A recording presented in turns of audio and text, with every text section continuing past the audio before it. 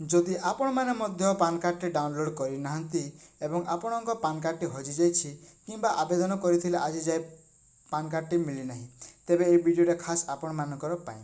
ଯଦି ଆପଣମାନେ ପାନ୍ କାର୍ଡ଼ଟିକୁ ହଜାଇ ଦେଇଛନ୍ତି, ତେବେ କେମିତି ଅନଲାଇନ୍ରେ ତାହାକୁ ଡାଉନଲୋଡ଼୍ କରିପାରିବେ ଏବଂ ଆପଣଙ୍କ ପାଖରେ ରଖିପାରିବେ, ତାହା ଆଜିର ଭିଡ଼ିଓରେ ଆପଣମାନେ ଜାଣିବାକୁ ପାଇବେ। ତ ହ୍ୟାଲୋ ଫ୍ରେଣ୍ଡସ୍, ମୋର ନାଁ ଫକୀର ବେହେରା, ଆପଣମାନେ ଦେଖୁଛନ୍ ଓଡ଼ିଆ ଶିକ୍ଷା ୟୁଟ୍ୟୁବ୍ ଚ୍ୟାନେଲ୍। ତ ଫ୍ରେଣ୍ଡସ୍, ଚାଲୁନ୍ ବେଶୀ ଦେରି ନି କରି ଭିଡ଼ିଓକୁ ଆରମ୍ଭ କରିବା ଆଉ ଏମିତି ଭିଡ଼ିଓର ଅପଡ଼େଟ୍ ପାଇବା ପାଇଁ ଆମ ଓଡ଼ିଆ ଶିକ୍ଷା ୟୁଟ୍ୟୁବ୍ ଚ୍ୟାନେଲକୁ ସବସ୍କ୍ରାଇବ୍ କରନ୍ତୁ, ପାଖରେ ଥିବା ବେଲ୍କୁ ଦବାଇ ଦିଅନ୍ତୁ। ଧନ୍ୟବାଦ।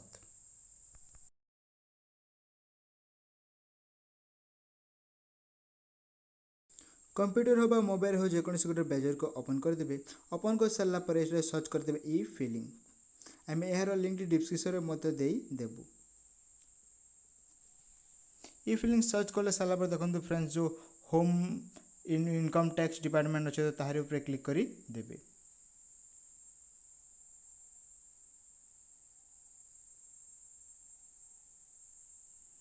क्लिक कलापर फ्रेंड्स, यह तार ऑफिशियल वेबसाइट को आपण मानक नहीं जीव। किसी समय एठारे लोडिंग नेब।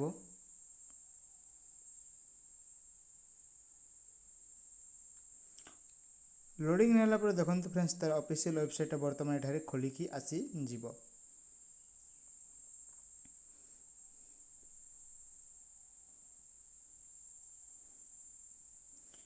तो देखो एमती किसी डैशबोर्ड ओपन हो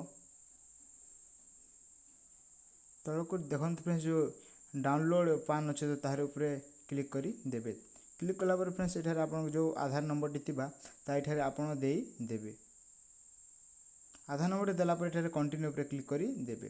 तो आपण मान जो आधार नंबर जो मोबाइल नंबर रजिस्ट्रेशन थी ताको 6 विशिष्ट गोटे ओटीपी जीव। तो ये से ओटीपी को आप फिल कर देवाक पड़ो।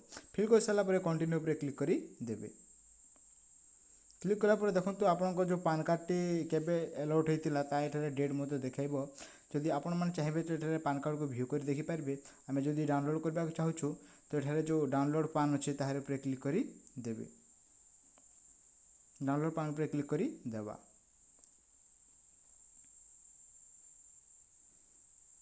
डाउनलोड पान कलापर देखो आम जो पान कार्ड अच्छे तार पीडीएफ डाउनलोड हो। तो ये पीडीएफ को आम डबल क्लिक कर माउस रे ओपन कर देवा। ओपन कर सारापर देखो फ्रेंड्स, एठारे आपको गोटे पासवर्ड मांग। तो आपको पूरा डेट ऑफ बर्थ होटे पासवर्ड। तो आपको जो डेट ऑफ बर्थ थी एठारे पूरा आपको देवाक पड़ो। डेट ऑफ बर्थ फिल कर सारापर जो सबमिट अच्छे तार ऊपर क्लिक कर देवे।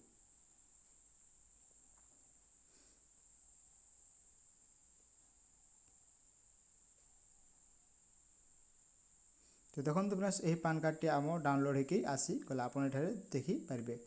तो आज एतिकी, धन्यवाद।